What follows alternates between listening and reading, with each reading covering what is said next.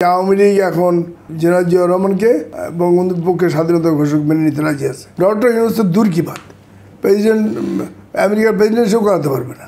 কথা একটাই, কথা হলো বাংলাদেশের দুটো বড় দল বিএনপি আর আওয়ামী লীগ, তারা উভয় ইলেকশন করবে এবং আওয়ামী লীগকে বাইরে রেখে ইলেকশন হবে না, কেউ করতে পারবে না।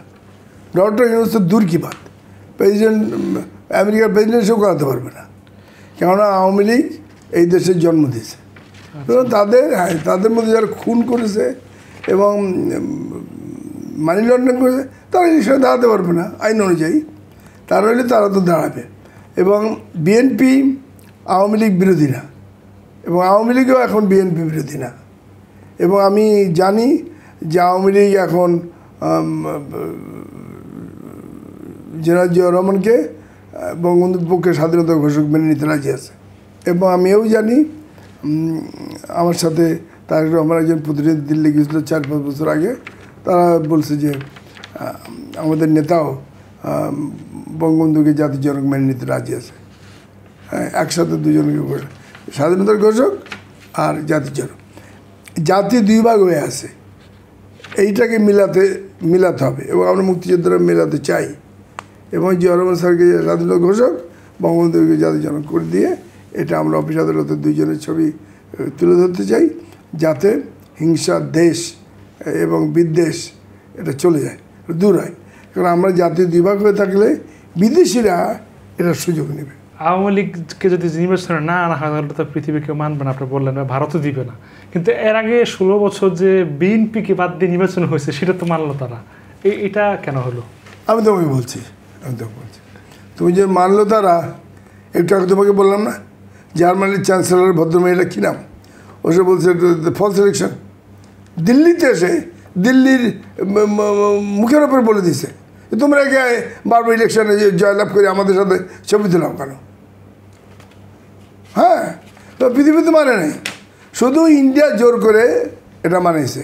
কিন্তু আমি on behalf of freedom fighters, আমি কিন্তু দিল্লিকে সবসময় বলে আসছি যে এগুলো সে চিটিং করতেছে এবং দিনের পর রাতে করতেছে, আর আমি আর ডামি করতেছে, ইলেকশনগুলো তোমরা প্রত্যাখ্যান করো।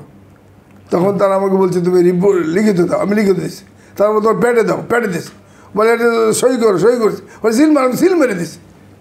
আমি বলছি এগুলো তো ইয়াং জেনারেশন যারা ভোটার হয়েছে তাদের হাসিনা ভোট দিতে দিচ্ছে না, ইয়াং জেনারেশন বিদ্রোহ করে বসে আছে। সমস্ত বাংলাদেশ বিদ্রোহের আগুন জ্বলতেছে যে আমরা ভোটার ভোট দিতে পারবো না কেন?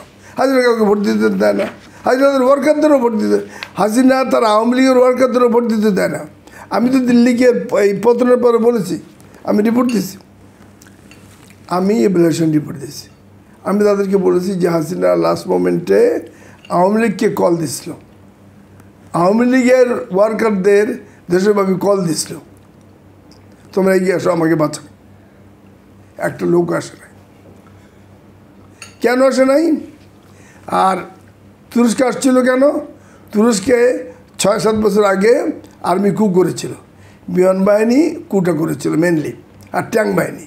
তখন এরদোগান ওই ক্যাপিটাল থেকে দূরে কোথাও ছিল, বিশ্রামী ছিল, খবর পেয়ে তাকে কু করে ফেলতেছে।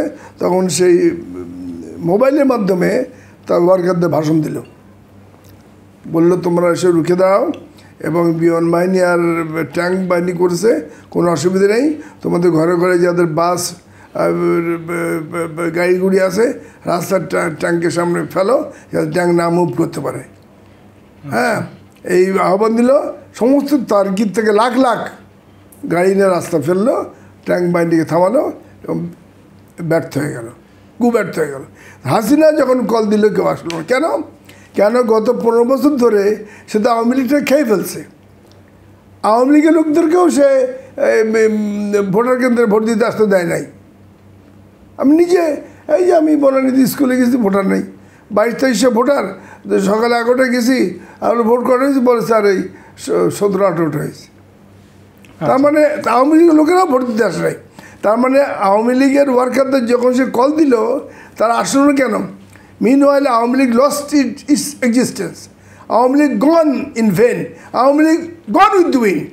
আচ্ছা স্যার, এখন যারা জেলে আছে আওয়ামী লীগ নেতারা, তারা কি আসলে কোনো কৌশল করছে বলে মনে করেন? তারা তাদের মতো কৌশল করতেই পারে, কেন করবে না? জেলে আছে তাদের সাপোর্টার যারা আছে তাদেরকে তারা নিশ্চয়ই তারা তাদের মতো চাঙ্গা করতে চাইবে। আমির হোসেন আমু বা রাশেদ খান মেনন বা হাসানুল, তুমি আর লোক পেলে না, হাসানুল এদের মতো এরা তো তুমি আর লোক পেলে না। আমির হোসেন আমুর নাম বললে তুমি জানো সেমনিতে কী হয়েছিল?